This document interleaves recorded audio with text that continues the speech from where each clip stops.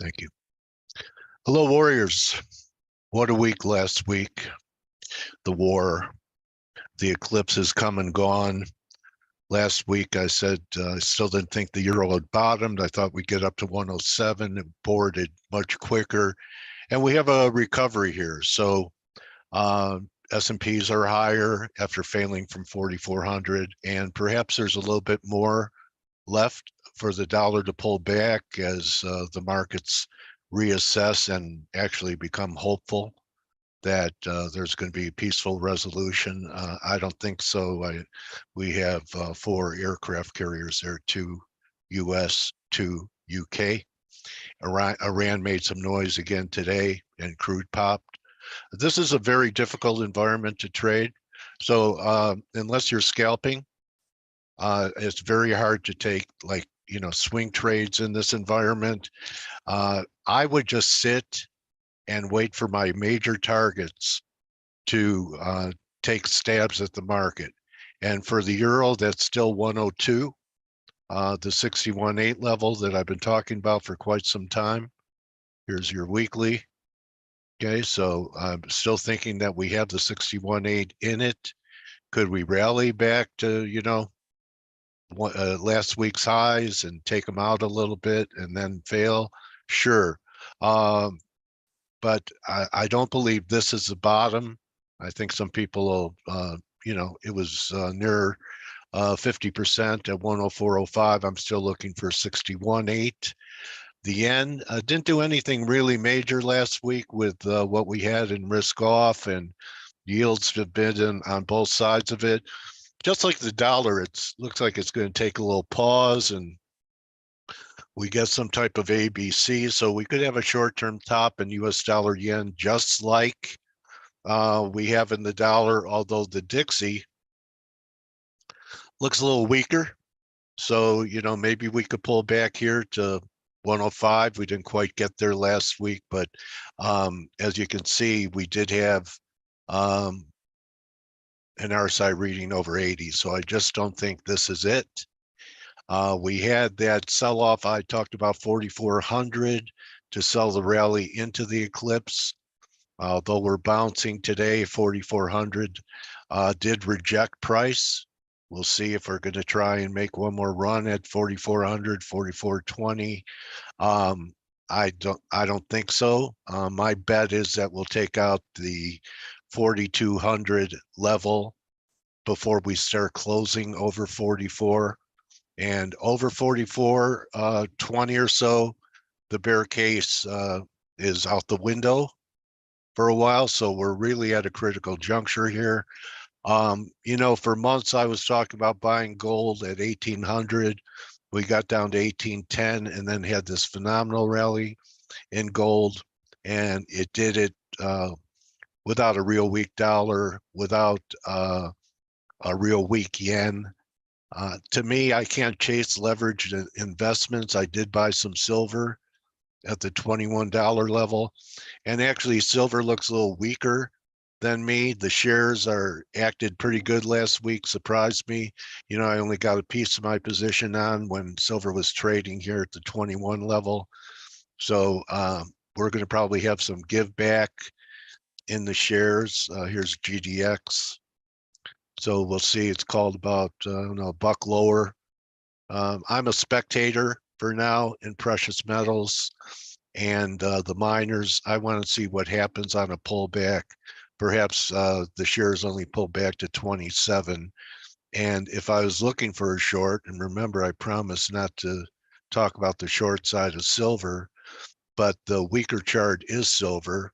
And how about this for just a thesis that silver could still make a challenge the lows, although I still think we could maybe trade 23, that we could challenge these lows. And the reason for it is, look at these RSI readings on the daily. They were confirmed. That's usually not how bottoms are made.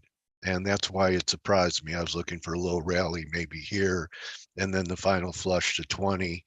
So I just out of principle, since I was looking for 2060 for such a long time, 2040, and we were there, I did a little buying, but about a third. So I'm hoping we get a pullback. I wouldn't mind another new low. I really haven't had a chance to accumulate it much. When I look at some of the shares here, NVIDIA is really the hallmark of AI.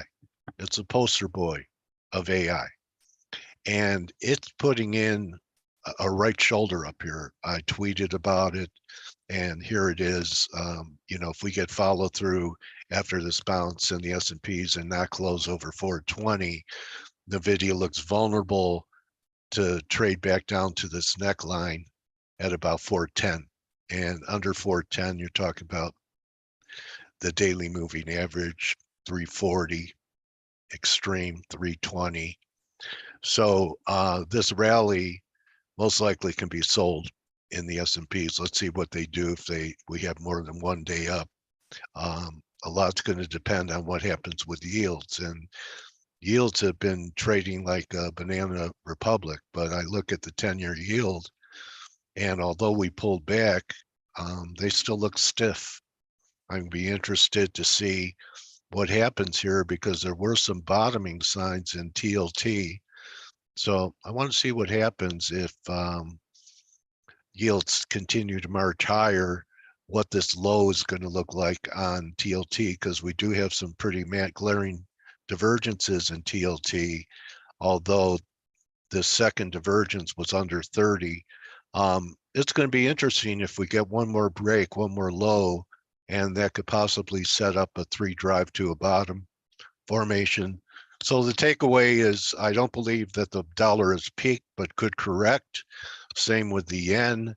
The market's going to prove itself with the S&Ps at 44.20 one way or another. Things like NVIDIA are saying that the market could be vulnerable. And why don't we wrap it with WTI? Because, a lot of people are starting to talk about $200 oil and $150 oil. And that could happen if there are airstrikes on Iran and the Straits of Hormuz get all, messed up and we can't get supply out.